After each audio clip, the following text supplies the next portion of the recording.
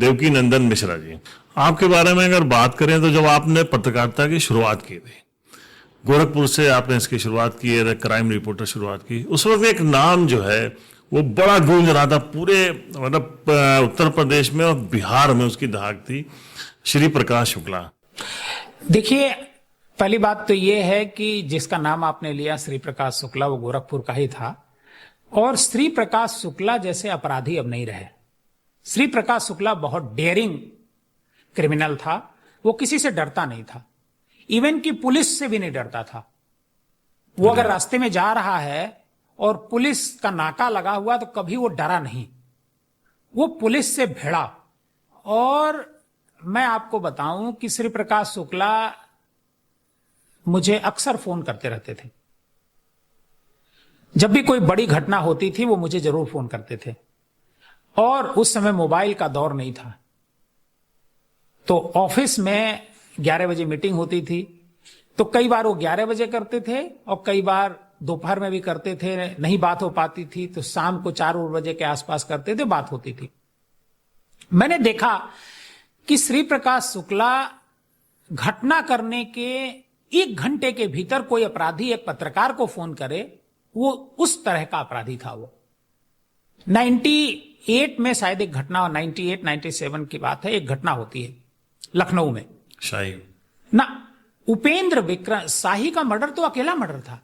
उपेंद्र विक्रम सिंह एक नेता होते थे, वो उस समय किसी पद पर भी थे, शायद चेयरमैन थे। वो एम्बेसडर कार से आ रहे थे और कैंट इलाके में रेलवे क्रॉसिंग के पास उन पर हमला होता है। 3 लोग शायद थे उसमें, नहीं, उसमें 6 या 7 लोग मारे गए थे। अच्छा, बहुत मतलब जो उस समय जब ये घटना हुई थी तो बड़ा बवाल हुआ था और पुलिस की जो कार्यशैली है उस पर बहुत सारे सवाल उठे थे। श्री प्रकाश शुक्ला ने उपेंद्र विक्रम सिंह का मर्डर किया और श्री प्रकाश शुक्ला गायब हो गया। जैसे अभी पहलगाम में जो आतंकी हमला किए, वो आतंकी गायब हो गए, उनका पता नहीं चल रहा है। इसी तरह का श्री प्रकाश शुक्ला गायब हो गया। ये घटना शायद दोपहर की थी, 11-12 बजे के आसपास की थी। मेरे पास मैं ऑफिस में बैठा हुआ था और फोन की घंटी बजती है। लाल रंग का फोन होता है, मैं सामने रखा होता, मैं उठाता हूं तो दूसरी तरफ से आवाज होती है, भैया हम श्री प्रकाश बोला था नहीं। अरे मैं चौंक गया, मैंने, क्योंकि उस समय खबर आ चुकी थी कि उपेंद्र विक्रम सिंह का मर्डर हुआ और श्री प्रकाश शुक्ला का इसमें नाम आया। तो पहले तो मुझे लगा कि ये लगता है कोई गलत आदमी बोल रहा है, लेकिन आवाज में पहचानता था। तो मैंने कहा यार अभी तो घटना हुई है यार, तुम फोन कर दिए और कार तुम्हारी वहां बरामद हो गई, पुलिस कह रही कार बरामद हो गई। तो उसने कहा भैया पुलिस झूठ बोल रही है, जिस कार से मैंने मर्डर किया है वो कार दूसरी जगह खड़ी है, वो कार पुलिस ने बरामद नहीं करी। तो श्री प्रकाश शुक्ला उस लेवल का डेयरिंग अपराधी था। जी। हरिशंकर तिवारी पूर्वांचल के सबसे बड़े एक तरीके से, और वीरेंद्र शाही, ये 2 बड़े माफिया कहलाते थे एक अपने जमाने के, मतलब 80-90 के दशक में इनसे बड़ा कोई माफिया नहीं था। और दोनों की एक जंग भी हुआ करती थी, लेकिन दोनों श्री प्रकाश शुक्ला से डरते थे। जी। वीरेंद्र शाही पर श्री प्रकाश शुक्ला ने गोरखपुर में एक हमला किया। गोरखपुर में कलेक्ट्रेट का जो ऑफिस है, उसका जो मेन गेट है, उसके सामने वो मारुति 800 से अपने जा रहे थे वीरेंद्र शाही रात में अपने घर पर, तभी उसने ब्रस्ट फायर किया। जो स्टीयरिंग होती है उसके नीचे वीरेंद्र प्रताप शाही छोटे थे, छोटे कद के थे, तो वो उस नीचे घुस जाते हैं और घुस करके उन्होंने अपनी जान बचाई। लेकिन जब गोली उन पर चलाई तो श्री प्रकाश शुक्ला ने उनको हिला डुला के देखा भी था, लेकिन वीरेंद्र प्रताप शाही थोड़े साहसी व्यक्ति थे, तो अंदर छुप गए और हिलाया डुलाया तो लगा कि वो मर गए। श्री प्रकाश चले गए और वीरेंद्र शाही निकल करके आए। वीरेंद्र शाही बच गए उस घटना में, लेकिन वीरेंद्र प्रताप शाही को लखनऊ में कुछ ही दिन बाद उसने गोली मार दी। तो श्री प्रकाश शुक्ला बहुत डेयरिंग अपराधी थे। श्री प्रकाश शुक्ला की बात चल रही है और आप कर रहे हैं, आपने उनको बहुत करीब से कवर किया है, आपको जानते थे। एक पूर्व IPS रहे हैं राजेश पांडे जी, वो बहुत उन्होंने मतलब पूरे उनकी जो लाइफ रही है, बाद का पूरा करियर रहा है उनका, उन्होंने कई किताबें भी लिखी हैं और वो श्री प्रकाश को एनकाउंटर तक उन्होंने उसको फॉलो किया है। अभी एक पप्पू यादव जो सांसद हैं वहाँ के, बिहार के, कंट्रोवर्सी हो गई थी। एक बार उन्होंने कहा कि वो फोन किया था तो पप्पू यादव डर गए थे उनकी बहन को लेकर। इसमें कितनी हकीकत? नहीं नहीं, ये बात पूरी तरीके से गलत है। क्योंकि मैं जब ये इंटरव्यू राजेश पांडे जी ने दिया था, तो चूंकि पप्पू यादव की जो बहन है, मैं उनको निजी तौर पर जानता हूं। उनके जो हस्बैंड है हमारे दोस्त हैं, मतलब पप्पू यादव के बहनोई डॉक्टर जितेंद्र यादव जी। तो जिस दिन ये इंटरव्यू प्रसारित होता है उसी दिन पप्पू यादव को भी ये बात पता चलती है। तो पप्पू यादव ने इस पे बड़ी नाराजगी व्यक्त की थी और ऐसा कहा जाता, जो कहानी राजेश पांडे जी ने बताई थी वो ये बताई थी, क्योंकि राजेश पांडे जी वहां मौजूद तो थे नहीं। एक मंत्री हुआ करते थे ब्रिज बिहारी प्रसाद, वो बिहार में मिनिस्टर थे और वो अस्पताल में उनकी और सूरज भान की दुश्मनी थी। सूरज भान के कहने पर ब्रिज बिहारी प्रसाद का मर्डर उसने श्री प्रकाश शुक्ला ने किया था। लेकिन वो मेडिकल कॉलेज में, पटना मेडिकल कॉलेज में भर्ती थे। अब जब वो भर्ती थे तो वहां भारी सिक्योरिटी उनके साथ थी, चूंकि मिनिस्टर थे वो।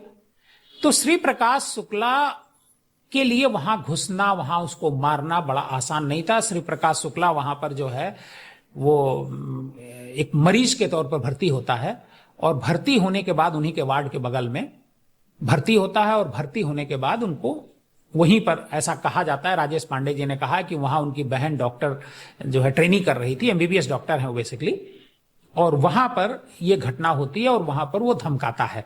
चूंकि श्री प्रकाश शुक्ला लड़कियों को लेकर के बड़ा कमजोर था और जो मारा गया, जिस दिन वो मारा गया, जिस दिन उसका मतलब एनकाउंटर हुआ नोएडा में, उस दिन भी वो दिल्ली एयरपोर्ट के सामने जो पीसीओ होता है, उस पीसीओ से वो एक लड़की से बात कर रहा होता है। वो लड़की गोरखपुर की थी, अक्सर उससे बातचीत करता था, उसी से वो बात कर रहा होता है और पुलिस जो है उसको ट्रेस कर लेती है और ट्रेस करके जो दिल्ली पुलिस के कुछ इंस्पेक्टर और वो ले जाते हैं, उसको पकड़ करके ले आते हैं। और बाकी इनकाउंटर पुलिस जैसे करती है वो सबको पता है।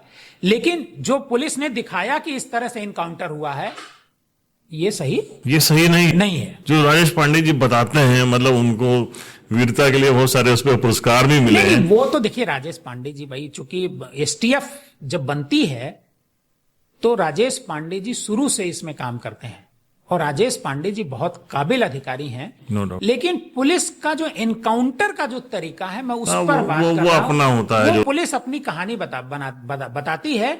लेकिन मेरी जानकारी है कि वहां उस पुलिस बूथ से उसको पकड़ा गया था और जो लोग पकड़ने वाले थे, जल्द ही इस बारे में हम एक किताब भी लिख रहे हैं, उसमें मैं इस बात का खुलासा करूंगा कि आखिर वो सच्चाई क्या थी।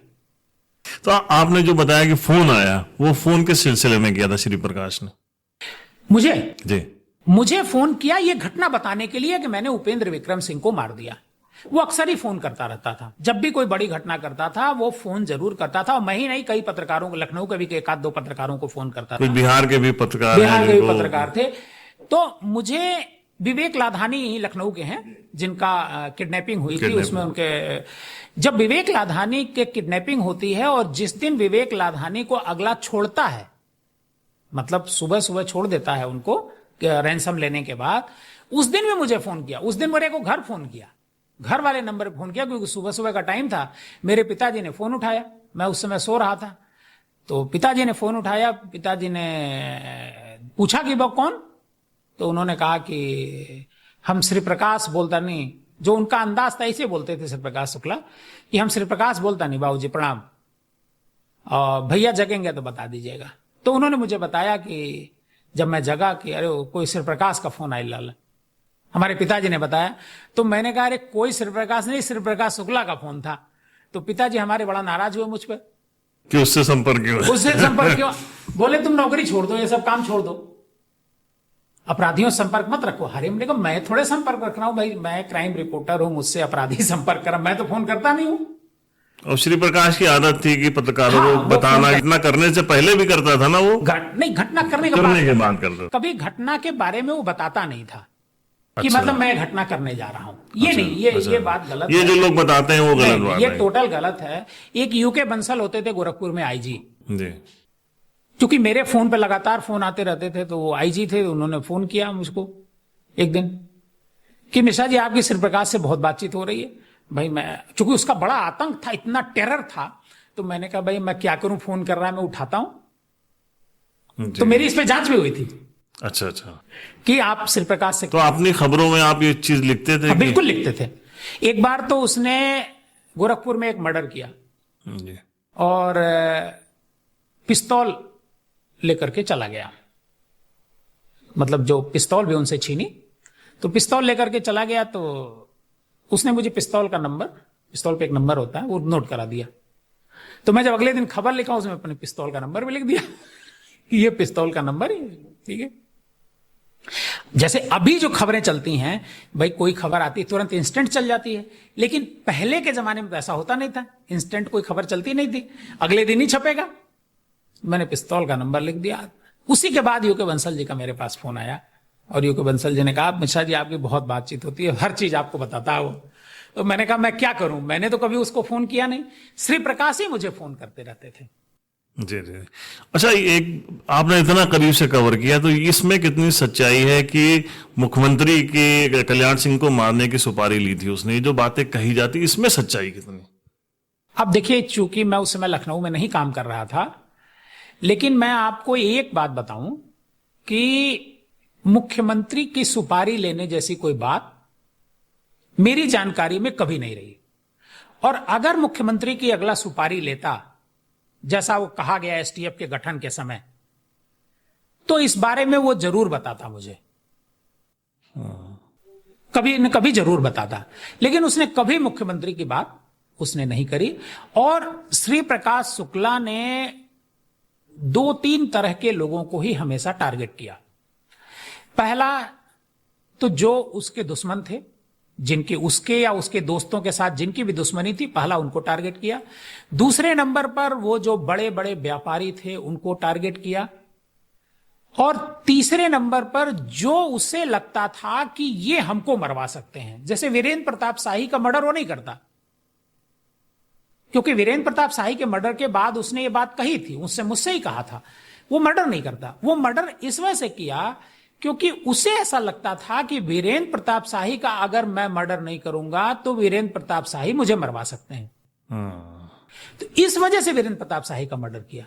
इसके अलावा किसी पॉलिटिशियन का मुझे नहीं लगता है, पॉलिटिशियन से तो उसकी दोस्ती थी। पॉलिटिशियन जो है उसको, अब मैं नाम नहीं लूंगा, पॉलिटिशियन उसको अपने घर में शरण देते थे, तभी वो छुप जाता था, पता नहीं चलता, छुप जाता था। पता, इसी लखनऊ में मर्डर करके पॉलिटिशियन के घर में ठहर दारुल शफा गायब हो गया, वो गायब हो जाता था।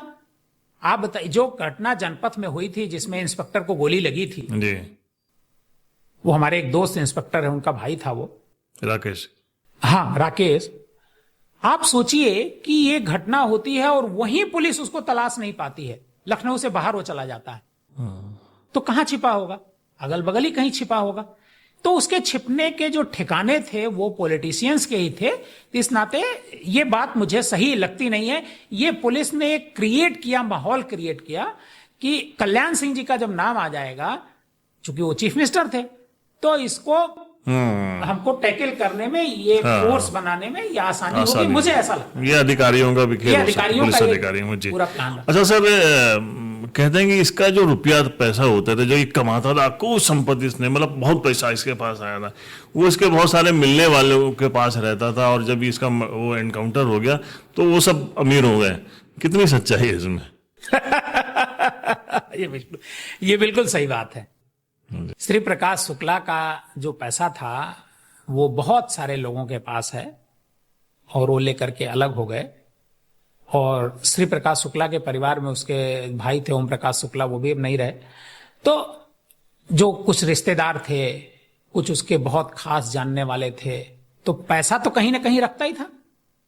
तो वो जो पैसा था, बाराबंकी के ही एक साहब हैं, उनके पास बहुत पैसा है उसका, लखनऊ में कई लोग हैं। गोरखपुर में कई लोग हैं, गोरखपुर के कई लोग जो लखनऊ में आज की तारीख में। आपकी किताब में क्या नाम आ सकते हैं ऐसे लोगों के? अब ऐसे लोगों अब का क्या नाम मतलब चूंकि देखिए, मैं नाम तो अभी ले सकता हूं, लेकिन नाम इस वजह से नहीं लूंगा क्योंकि हमारे पास इसका कोई प्रमाण नहीं है, और जिस चीज का प्रमाण अभी तक ना हो जी। उसका। वैसे श्री प्रकाश शुक्ला बहुत दिलेर था, वो बड़ी लोगों की मदद भी करता था, ऐसा नहीं है, बहुत मदद करता था।